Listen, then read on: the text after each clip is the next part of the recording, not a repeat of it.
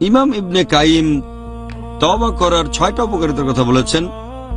1 number, যখন কেউ তওবা করে আল্লাহ এটা সবচেয়ে বেশি পছন্দ করেন। আল্লাহ সুবহানাহু ওয়া তাআলা খুশি হন যখন কেউ তওবা করে, ক্ষমা প্রার্থনা করে, কারণ যখন কোনো মানুষ তওবা করে তখন আল্লাহর কাছাকাছি থাকে। তার মধ্যে দেখবেন নম্রতা আর বিনয়। 2 নাম্বার, অনুশোচনা বা তওবা হচ্ছে ইবাদতের সবচেয়ে সেরা কাজগুলোর একটা। আল্লাহ সুবহানাহু ওয়া তাআলা তিনি দেখেন যে তার বান্দা, তার ভৃত্য সত্যের পথে ফিরে এসেছে, ক্ষমা প্রার্থনা করে আর আল্লাহ তাআলাকে বিশ্বাস করে। এতে আল্লাহ তাআলা সেই লোকের চেয়েও বেশি খুশি হন যে লোক মরুভূমির মধ্যে হারানো উট খুঁজে পেয়েছে। 3 নাম্বার, এতে করে একজন মানুষ আরো বেশি বিনয়ী আর নম্র হয়, তাই সে আল্লাহ তাআলাকে আগের চেয়ে আরো বেশি গভীরভাবে বিশ্বাস করে।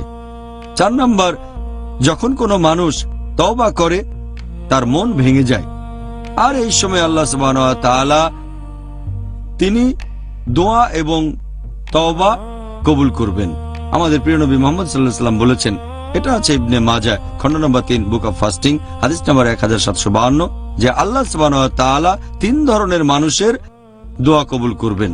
একটা ন্যায় বিচারক, শাসক বা ইমাম, 2 নম্বর যে লোক রোজা রেখেছে, আর 3 নম্বর অত্যাচারিতদের।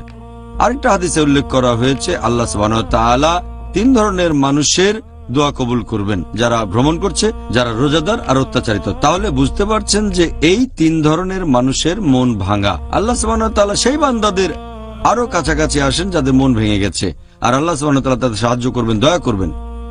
5ম উপকারিতা হচ্ছে যখন একজন মানুষ মন থেকে অনুশোচনা করে, এটা ইবাদতের সবচেয়ে সেরা কাজগুলোর একটা।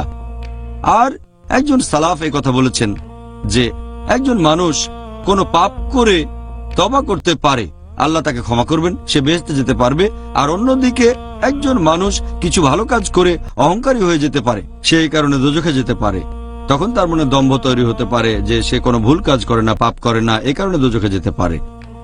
6 নম্বর উপকারিতা হচ্ছে আল্লাহ বলেছেন পবিত্র কোরআনে সূরা ফুরকান অধ্যায় নম্বর 25 আয়াত নম্বর 70, যারা ঈমান আনে, তওবা করে আর ক্ষমা প্রার্থনা করে, আল্লাহ তাদের দোয়া কবুল করেন, তাদের ক্ষমা করে দেন আর পুণ্য দিয়ে তাদের পাপ পরিবর্তন করে দেন, কারণ আল্লাহ ক্ষমাশীল এবং পরম দয়ালু।